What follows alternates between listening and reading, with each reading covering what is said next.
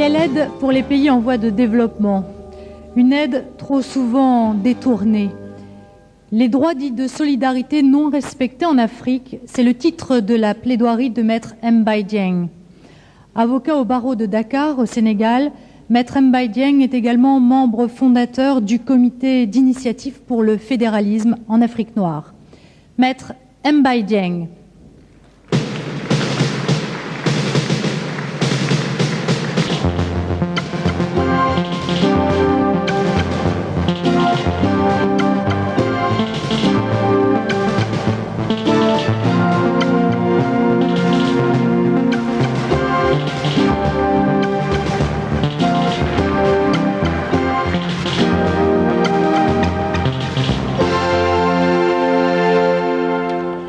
L'an de grâce 1993 et le 2 du mois d'avril, à la requête d'une mère abandonnée, ayant domicile élu en l'étude de maître défense, sise en forêt tropicale, 3e baobab, à droite, j'ai mémorial de Caen, donné citation à, premièrement, Monsieur Mobutu Sese Seko Kukuwaza Banga, Monsieur Abdou Diouf, Monsieur Félix Houphouët-Boigny, Monsieur Jean Bédel Bokassa et autres.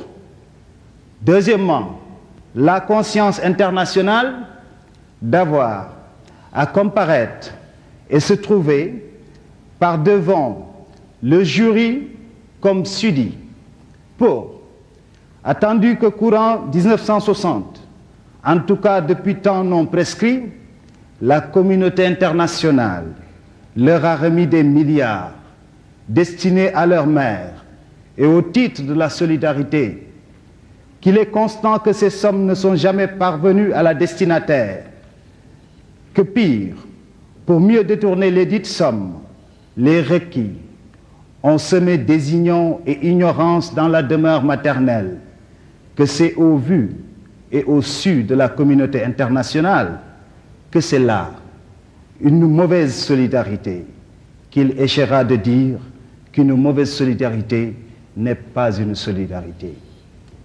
Mesdames et messieurs, prêtez-moi donc un instant que je vous apporte un son, le son de la forêt et de la savane. J'entends le faire sur un ton, celui de l'amitié, mais aussi du premier attribut de celle-ci, la franchise. Je ne prétends rien révéler qui n'est su. Je dirai ce qui n'a pas été fait. Mesdames et messieurs, maintenant est le moment. J'imagine le monde comme une salle de spectacle. Je vois un accès interdit au pays à au plus 30 ans d'indépendance. Ces micros ou mineurs d'État n'auront pas à faire la resquille.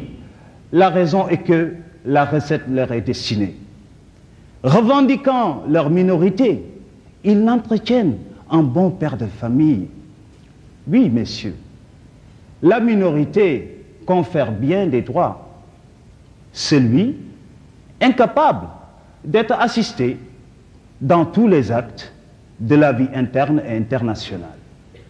Celui faible d'être protégé et défendu. Celui enfin démuni d'être secouru et alimenté. Un État n'a cependant pas de parents. Les États africains en ont. Ils sont nés d'une même mère, l'Afrique, de pères différents, français, anglais ou portugais, géomètres de profession.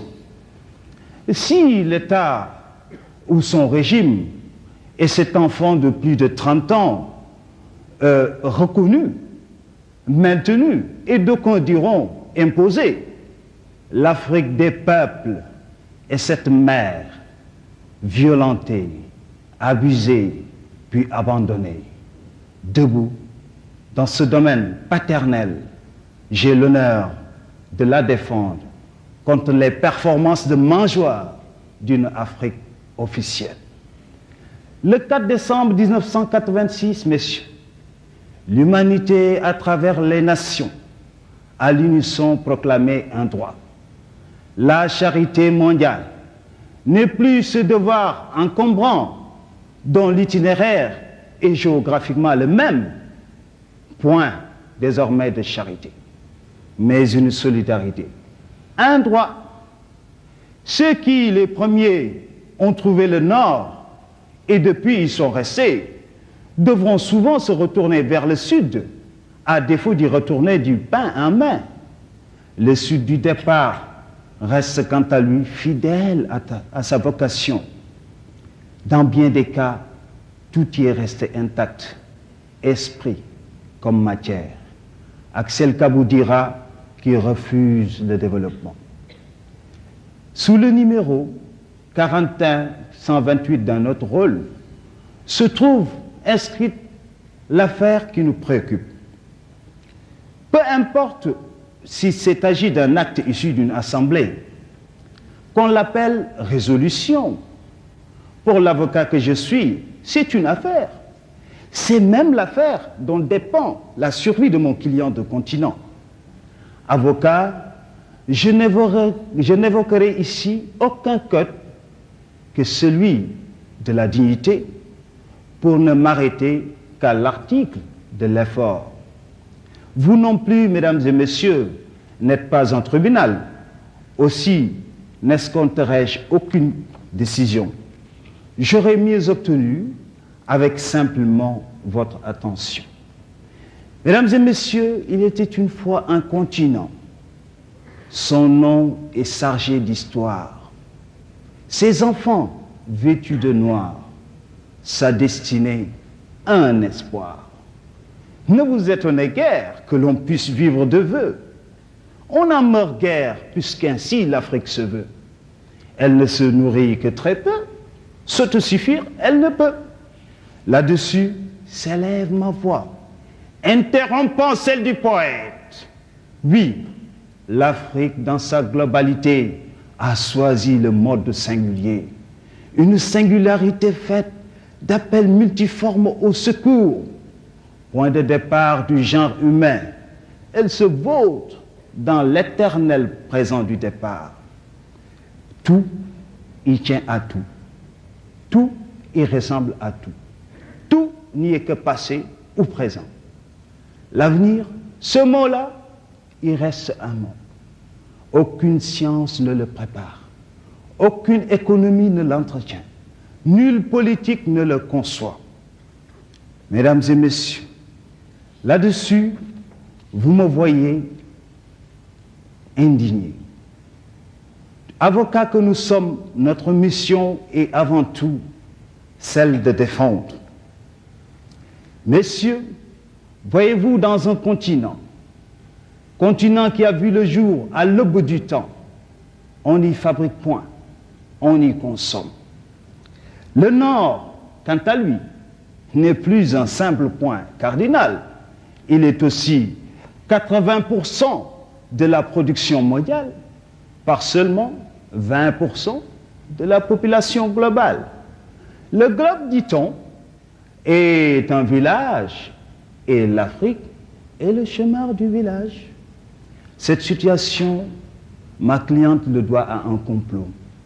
Oui, admettons-le, pour une fois, ce sont les gouvernants qui complotent contre les peuples, à 3 niveaux au moins. Au niveau de leur esprit, au niveau de leur pratique et au niveau de la structure de l'État africain. Au niveau de l'esprit, oui, l'esprit des gouvernants est un complot contre le continent. Figurez-vous, mesdames et messieurs, qu'aucun gouvernant n'a le sentiment en Afrique d'être du peuple. Ils séjourneront sur les bords de la Tamise, de la Seine ou du Potomac, où un conseil vaut tout référendum. Les gouvernants sont en principe du peuple. Ils lui doivent service et compte. Ils sont de tous les citoyens ceux qui tiennent le bâton de l'espérance. Ce sont eux qui agissent, éclairent ou n'éclairent pas du tout. Ils doivent avoir la charge qu'appelle tout service, au lieu de n'être qu'une charge. il ne doit pas se dire, à la manière de cet élu naïf, à nous toutes les places. Et tout de suite, ces princes d'Afrique ajouteront, eux, pour toujours. Oui, la pratique du gouvernement africain est un complot contre le continent. Mesdames et messieurs, tout rôle mal compris fait un piètre acteur. Le public n'en redemande pas, c'est l'acteur qui insiste. Il préférera à la belle couleur de l'alternance un arc-en-ciel de partis politiques sur mesure. Au théâtre du vieux continent, il n'est point de sortie de secours. Ou bien si, il y en a. C'est celle qui mène vers l'antichambre de l'entrave. Le droit naturel de l'homme à la parole lui sera enlevé. Il lui sera fait défense de s'unir avec d'autres pour atteindre son idéal, fait d'un minimum de contraintes et d'un maximum de liberté. Telle une autorité spartiate, l'acteur étant mauvais, exige de son public d'être bon. Les recettes de ce gala dit de charité n'iront jamais à destination, mais serviront à préparer la douce retraite d'un faiseur de navets. Oui, messieurs, la structure de l'État africain est un complot contre le continent. Tant qu'à régner comme un prince, il faut un royaume. Tout prince est acteur et tout acteur a son public. Gardons-nous cependant de confondre les choses. Gardons-nous également de confondre les hommes. Ce serait, messieurs, la fin du laisser-aller artistique, tant il est vrai que deux publics feraient mieux qu'un. Oh non, ce serait facile. Chacun, chaque peuple devra subir son spectacle aussi longtemps qu'il ne pourra y mettre fin. Mais rappelez-vous, mesdames et messieurs, une compote de navets n'a jamais donné des carottes. Amateurs de carottes de tout le continent, initiez-vous. Vous le devez. Cela vous changera de l'art qui tâtonne pour l'art qui développe et nourrit l'esprit et le ventre. Vous le ferez en étant un puissant ensemble, à l'image de ce que connaît le monde. Ce faisant, et ce faisant seulement, solidarité signifiera aide. L'aide vous aidera à vous passer d'elle. Vos princes et acteurs du moment devront se contenter des rôles que vous concevrez pour eux. Mesdames et messieurs, à partir de ce moment, la critique s'installera, l'improvisation s'en ira. Et le continent, tel un homme, ayant retrouvé l'usage de tous ses membres, se lèvera. Mesdames et messieurs, il sera un pays et non plusieurs. Sa destinée sera bâtie par ses enfants de leur sueur.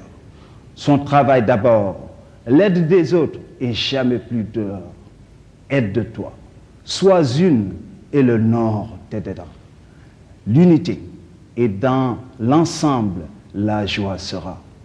Il s'agit, messieurs, de cette joie dont Descartes écrivait à la princesse Christine de Suède qu'elle avait la vertu de rendre la fortune favorable. La liberté est dans les esprits, la créativité se réveillera. Cette créativité qui révélera la voie à suivre, non pas un sentier battu, une situation de sous, un ou moins, mais un développement fait de résolutions. Non plus de ces résolutions dont on évoque le numéro pour s'en souvenir, mais celles que tout un peuple debout adopte, acclame, adapte et vit. Mesdames et messieurs, maintenant est le moment pour l'Afrique de ne plus tout exiger de la fourmi et de se faire moins cigale. L'effort devra se faire plus sévère et l'immobilisme plus lâche. Alors, différemment d'Alceste, je dirais à la vieille Afrique qu'à son âge, il est temps de faire la jolie. Solidarité, je veux ôter à ce mot tout ce qui invite à la passivité. Le 2 avril 1993, Je pense à vous, ô mal aidés d'Afrique. Je vous remercie.